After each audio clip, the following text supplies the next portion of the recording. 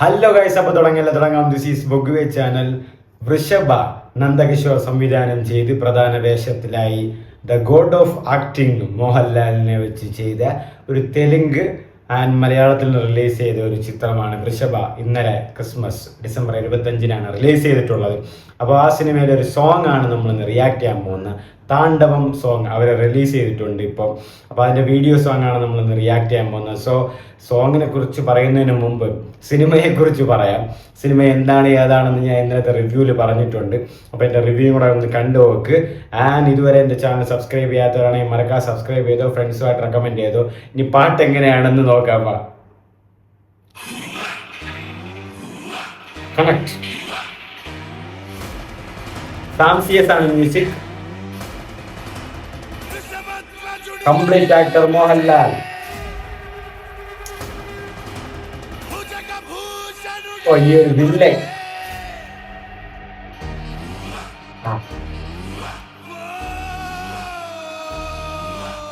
സത്യം എനിക്ക് വിഷ്വൽസും അല്ലെങ്കിൽ ഇതിന്റെ സീനൊക്കെ കാണുമ്പോൾ എനിക്ക് സിനിമ ഓർമ്മ വരികയാണ്. കാരണം ഇതിൽ തുടക്കത്തിലൊരു വില്ലനുണ്ട്, ഒരു ഗുണ്ടക്കണ്ണം വില്ലൻ, ഒരു മായക്കണ്ണനെ പോലത്തെ വില്ലൻ. ആ വില്ലന് ഭയങ്കര ബിൽഡപ്പ് ഒക്കെ കൊടുത്താണ് വില്ലനെ ഇൻട്രൊഡ്യൂസ് ചെയ്യുന്നത് സിനിമയിൽ. എന്നിട്ട് ആ വില്ലന്റെ കുറച്ച് ഡയലോഗുകളൊക്കെ ഉണ്ട്. ഞാൻ അത് എടുക്കും. ഞാൻ പറഞ്ഞില്ലേ, അവർ ചവിട്ട് നാടകം സെറ്റപ്പാണ്. ആൻഡ് വില്ലന് അമ്പ് ചെയ്യുമ്പോഴാണ് 3 അമ്പ് വിടും മോഹൻലാൽ. അങ്ങനെ 2 അമ്പ് വില്ലന് കൊള്ളും, 1 അമ്പ് വഴിയെ നടന്നുകൊണ്ട് ഒരു കൊച്ചു കുട്ടിക്ക് കൊല്ലും. അങ്ങനെയാണ് ഈ ശാപങ്ങളൊക്കെ വരുന്നത്. അങ്ങനെ ഇത് പാസ്റ്റിൽ വരുമ്പോഴും ഈ ശാപം വിട്ടുമാറാതെ കിടക്കും. നിന്റെ മോൻ തന്നെ നിന്നെ കൊന്നുകളയും എന്നൊക്കെയുള്ള സംസാരങ്ങളൊക്കെ വരുന്ന സിനിമയിൽ. അപ്പോൾ ഇതൊക്കെ കാണുമ്പോൾ എനിക്ക് ആ സീൻ തന്നെയാണ് ഓർമ്മ വരുന്നത്. ലാലേട്ടൻ.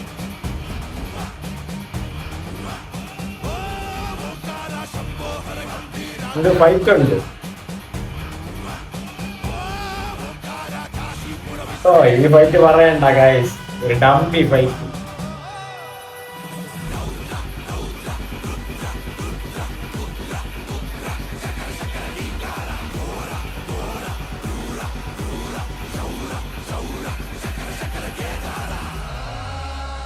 അതായത് സിനിമയിൽ ഈ ആറാട്ട് ടൈപ്പ് മുണ്ടെടുത്തുള്ള ആ ഫൈറ്റ് കാണാൻ കുറച്ചുകൂടെ കൊള്ളായിരുന്നു. പക്ഷേ ആ രാജാവിന്റെ സൈഡിലുള്ള ഒരു ഫൈറ്റ് ഉണ്ട്. ലാലേട്ട അവിടെ നിന്ന് എന്ത് കാണിക്കുന്നെന്ന് എനിക്കും കണ്ടുകൂടാ. കൂടെ ഇരിക്കുന്നവരും എൻ്റെ പറയാൻ ഇന്ന് അങ്ങനെ സിനിമ എന്തു വന്നാ കാണിക്കുന്നത്, വേറെ വല്ല എന്തോന്ന് ഫൈറ്റ് ഇടാന്നൊക്കെ. പിന്നെ ഈ മകൻ്റെ ക്യാരക്ടറുണ്ട്, അതൊരു വള്ളി ചെറുക്കനാണ്. ഞാൻ പറഞ്ഞില്ല, ഒരു പാമ്പരാഗ് പരസ്യത്തിൽ നിന്ന് എന്തോ എടുത്തോട്ട് വന്നതാണെന്ന് തുടക്കത്തിൽ കണ്ടപ്പോൾ അങ്ങനെയാണ് തോന്നിയത്. ആ പരസ്യത്തിൽ ഇവിടെ നിന്ന് തൂക്കിയിട്ട് വന്ന പോലെയാണ് ഇരുന്നത്. പക്ഷെ ആ പയ്യൻ ഫൈറ്റൊക്കെ ചെയ്യുന്നുണ്ടായിരുന്നു, അത്യാവശ്യം നല്ല ഫൈറ്റൊക്കെ. പിന്നെ ആ പയ്യൻ്റെ ഒരു ബ്രൂട്ടാലിറ്റി കാണിക്കാൻ വേണ്ടിയിട്ട് ഈ പാസ്റ്റിൽ, അതായത് രാജാവിൻ്റെ ആ കാലത്തിൽ പയ്യൻ കുറച്ച് പേരെ വെട്ടുന്നതും കൊല്ലുന്നതും ഉണ്ടായിരുന്നു. ഓ, കണ്ടപ്പോൾ തന്നെ എനിക്ക് കുറച്ച് അടിച്ച് പൊട്ടിച്ച് ഇവിടെ ഇങ്ങനെയൊക്കെ വന്ന് ഇങ്ങനെയൊക്കെ. സദ്യ ആ ഫൈറ്റ് കാണുമ്പോൾ ചിരി വരും, ഒബിയസ്ലി ചിരി വരും. കാരണം ആ ഫൈറ്റ് അങ്ങനത്തെ ഒരു ഫൈറ്റ് ആയിരുന്നു. ഓ, ആ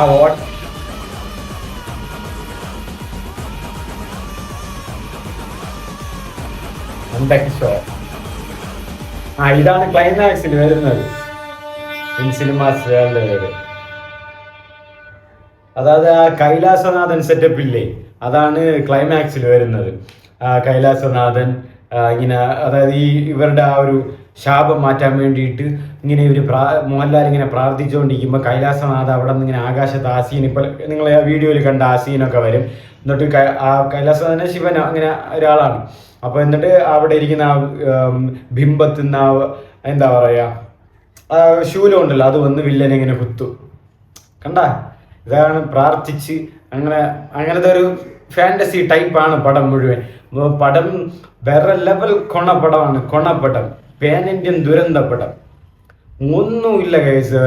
ഇതിപ്പോൾ ഈ താണ്ഡവ വീഡിയോ സോങ് തന്നെ കേട്ടപ്പോൾ തന്നെ എനിക്കൊന്നും തോന്നിയിട്ടില്ല. ഈ സീനൊക്കെ എനിക്ക് കണ്ടപ്പം ആ പടം ഓർമ്മ എനിക്ക് തല വേദനിക്കണം. കാരണം ലാലേട്ടനെ എന്തിന് തല വെച്ച് കൊടുത്തു എന്നുള്ളതാണ് എൻ്റെ ചോദ്യം. കാരണം ഇതിൽ ലാലേട്ടനെ ഒന്ന് ഹൈപ്പ് ചെയ്യാനോ, അല്ലെങ്കിൽ ലാലേട്ടനെ ഒന്ന് പ്രോഗ്രസീവായിട്ട് കാണിക്കാനും, അല്ലെങ്കിൽ ലാലേട്ടന് പോസിറ്റീവായിട്ട് പോലും ഒന്നുമില്ല. പിന്നെ എന്തിന് ലാലേട്ടൻ ഇതിൽ തല വെച്ചു കൊണ്ടു എന്ന് ഞാൻ ആലോചിച്ചിട്ടുണ്ടായിരുന്നു. പിന്നെ ബാക്കിയുള്ളവർക്കൊക്കെ അവർക്ക് എന്തെങ്കിലും ചെയ്യാനുള്ള ഒരു സിനിമയായിട്ടാണ് ഇത് ഉള്ളത്. കാരണം അവർക്കൊരു ഡെബ്യൂട്ട് അല്ലെങ്കിൽ അവർക്കൊരു തുടക്കക്കാർക്ക് ഏതെങ്കിലും ഒരു സിനിമയിലേക്ക് അങ്ങനത്തെ ഒരു ഇതായ. പക്ഷെ ലാലേട്ടൻ എന്തിന് ഇതിൽ ഞാൻ പിന്നെ സാം CSന്റെ മ്യൂസിക് ഉണ്ട്. അപ്പോൾ ഞാൻ ഒരുപാട് കുറച്ചെങ്കിലും ഒരുപാടൊന്നുമില്ല, കുറച്ചെങ്കിലും ഞാൻ പ്രതീക്ഷിച്ചു സാം CSന്റെ പാട്ടൊക്കെ സൂപ്പർ ആയിരിക്കും, ചില മ്യൂസിക്കൊക്കെ വരും, BGM ഒക്കെ. പക്ഷെ ഞാൻ പ്രതീക്ഷിച്ച പോലെ സാം CSന്റെ 1-2 മ്യൂസിക്കും അതും ചെറിയ ലെവലിൽ തന്നെ കൊള്ളായിരുന്നു. പിന്നെ ഈ താണ്ഡവത്തിന് അതിൽ വരുന്ന ആ തുടക്കത്തിലെ ഒരു സെറ്റിംഗ് ഒക്കെ കൊള്ളായിരുന്നു. അല്ല ബാക്കി സെറ്റിങ്, സ്കോറോ പാട്ടുകളെല്ലാം ബോറായിരുന്നു. പിന്നെ എനിക്ക് ഇതിലൊരു പാട്ടുണ്ട്, നെഞ്ചിൽ നെഞ്ചിൽ, അങ്ങനെ ഒരു ലവ് സോങ് ഉണ്ട്. അതായത് ലാലേട്ടൻ്റെ മകനും വേറൊരു നെടിക്കും ഉള്ളത്. പക്ഷെ അതെനിക്ക് കേട്ടപ്പം നീല നിലവേ സാം CS ആണ് RDXൽ, അതായത് ഷെയ്ൻ നിഗം, നീരജ് മാധവ്, ആന്റണി വർഗീസ് പെപ്പയൊക്കെ ചെയ്ത നിഹാസ് ഹിദായത്തിന്റെ പടം RDX നല്ല ഹിറ്റായ പടമാണ്, നിങ്ങൾക്കറിയാം. ആ സിനിമയിലെ നീല നിലവേ പാട്ട് അത് സാം CS ആണ് ചെയ്തത്. അതുപോലത്തെ ഒരു പെപ്പി റൊമാൻസ് ട്രാക്ക് പോലെയാണ് എനിക്ക് തോന്നുന്നത്. പക്ഷെ ആ പാട്ട് കേട്ടപ്പോൾ കൊള്ളാം. പിന്നെ മ്യൂസിക് ഒന്നും അത്രയ്ക്കൊന്നും ഇമ്പാക്റ്റ് ഒന്നും ഉണ്ടായിട്ടില്ല. ചിലപ്പോൾ സിനിമ ഇത്ര ഇങ്ങനെ ആയതുകൊണ്ടായിരിക്കാം. സിനിമയുടെ കാര്യം പിന്നെ പറയാനുണ്ട്, ലാലേട്ടൻ എന്ത് കാണിക്കണമെന്ന് ലാലേട്ടന് ഒരു പിടിയില്ല, സമർജിത്ത് ലങ്കർ എന്ന് ആ പയ്യൻ എന്ത് കാണിക്കണമെന്ന് പയ്യനും ഒരു പിടിയില്ല.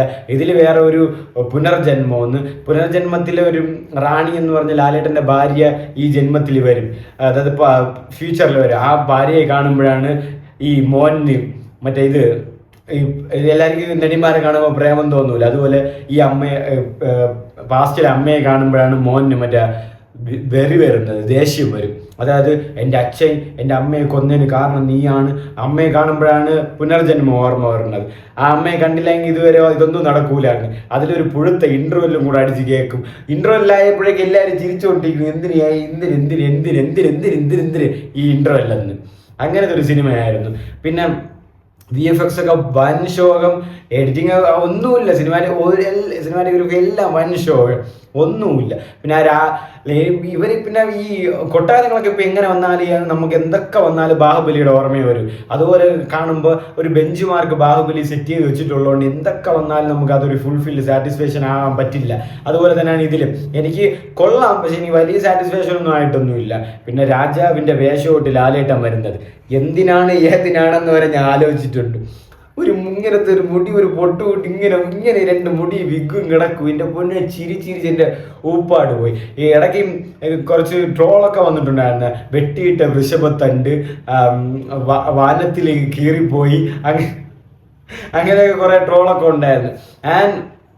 ഇന്നലെ ഞാൻ റിവ്യൂ ഇട്ടപ്പോഴേ എന്നെ പലപ്പോഴും പല ആൾക്കാരും പറഞ്ഞ് നീ മമ്മൂട്ടി ഫാനല്ലേടാ, നീ മമ്മൂട്ടിയുടെ ഫാൻ ആയതുകൊണ്ടല്ല മോഹൻലാലിൻ്റെ പടത്തിനെ കുറച്ച് പറയുന്നത്, മമ്മൂക്കിയുടെ പടമായിരുന്നു നീ ഇത് പൊക്കി അടിക്കൂലായിരുന്നടാ. പിന്നെ കുറച്ച് പേരൊക്കെ പറഞ്ഞു ശരിയാണ് ബ്രോ, ലാലേട്ടന് ഈ രാജവേഷം അല്ലെങ്കിൽ ചരിത്രവേഷങ്ങളൊന്നും പറ്റില്ല എന്നൊക്കെ. ഏറ്റവും കൂടുതൽ പേര് പറഞ്ഞത് നീ മമ്മൂഞ്ഞു ഫാനല്ലേടാ എന്നൊക്കെ പറഞ്ഞുകൊണ്ടിരുന്നു. ഞാൻ ഏത് മമ്മൂഞ്ഞു ഫാൻ, ഏത് ലാലേട്ടൻ ഫാൻ? ഞാൻ പടം കണ്ടു, പടം എങ്ങനെയാണെന്ന് പറഞ്ഞു, അത് ഉള്ളതാണ് ഇല്ലയെന്ന് നിങ്ങൾക്ക് നന്നായിട്ട് അറിയാം. അത് മെജോറിറ്റി ആൾക്കാരും പറഞ്ഞതും കൂടെയാണ്. അപ്പോൾ ബാക്കി നിങ്ങൾ എന്നെ കണ്ടിട്ട് പറ, നിങ്ങൾ കാണാൻ പോകുന്നു എനിക്ക് തോന്നുന്നില്ല ഗൈസ്.